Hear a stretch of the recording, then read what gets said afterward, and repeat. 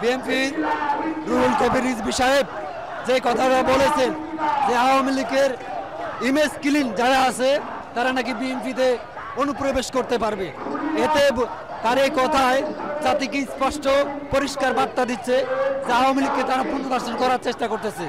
আওয়ামী লীগ যেই পথের পথুক, আমরা মনে করি বিএনপিও সেই পথের পথুক।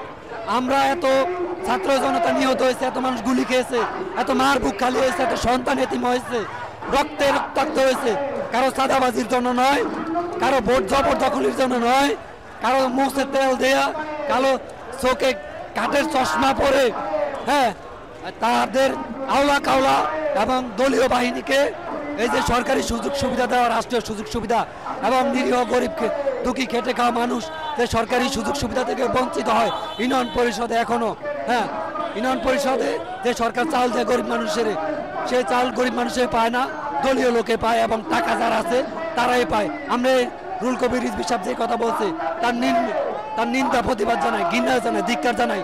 আপনার আরেকটা কথা আপনাদেরকে জানিয়ে দিতে চাই যে বিএনপির মহাসচিব ফখরুল ইসলাম সাহেব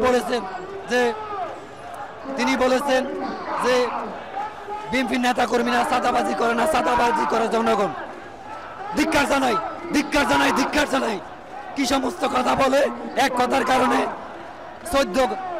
5-6 কোটি ভোট কমে গেছে। কথা এক কানের কারণে 5-6 কোটি ভোট নাই, শেষ। আরে ভাই, রিস্কা না চালাতে পারলে তার বাতিল চলে না। রাজমিস্ত্রি কাম না করলে তার বউ পোলাপান ভাতে মরে। আবার আপনার এই যে বাসে যারা হেল্পারি ড্রাইভারি করে, তারা বাস না চালাইলে হের পর দিন বউ পোলাপান ভাতে মরে, ঘর ভাড়া দিতে পারে না। আর তিনি বলেন যে জনগণ নাকি চাঁদাবাজি করে। জনগণ চাঁদাবাজি করে না বিএনপি চাঁদাবাজি করে, এটা মানুষ ভালোই বোঝে। এই মানুষের চোখে ধুল পরে দেওয়ার কোনো জায়গা নাই।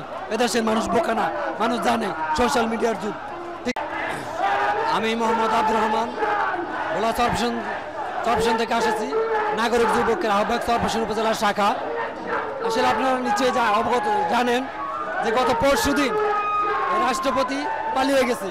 তার এই ধারাবাহিকতায় গতকালকে থেকে এই যে সার্জিস হাসনাত আবদুল্লাহ সহ এনসিপির শীর্ষ নেতৃবৃন্দরা গতকালকে সন্ধ্যার পর থেকেই, গতকালকে রাত্রে এবং আজকে সারাদিনে তারা আওয়ামী লীগের নিষিদ্ধর দাবিতে রাজপথে অরঘুমা এবং সারাদিন এই রৌদ্রের ভিতরে যে পরিশ্রম করেছে।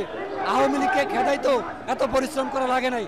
এখন জনগণের মাঝে প্রশ্ন জাগছে একটা, যে আওয়ামী লীগকে পুনর্বাসন কেন করা হচ্ছে এবং আওয়ামী লীগের নেতা কর্মীদেরকে গণহত্যার সাথে যারা জড়িত তাদেরকে কেন গ্রেপ্তার করা হচ্ছে না, এবং তাদেরকে কেন আবার জামিন দেওয়া হচ্ছে, এবং তাদেরকে কেন টাকা খেয়ে বিদেশে পাচার করে দেওয়া হচ্ছে, আবার কেন এই মামলায়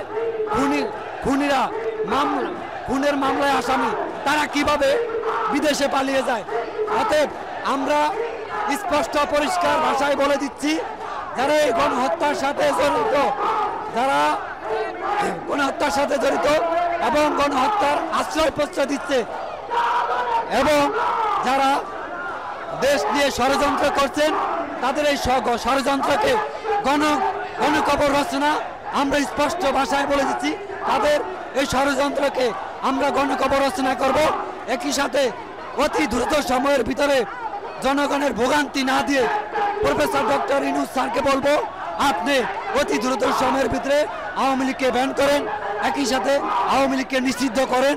তা না হলে এই শাহবাগ ব্লক হয়েছে, সারা বাংলাদেশ সমস্ত রাস্তাঘাট এবং নদী বন্দর, রেলপথ, সড়ক পথ, বিমান পথ, সব পথ বন্ধ হয়ে যাবে। অতএব দেশের মানুষ কিন্তু খেপে যাচ্ছে। আওয়ামী লীগকে নিষিদ্ধ করতে হবে এবং গণহত্যার বিচার চাই আমরা, গণহত্যার বিচার করতে হবে।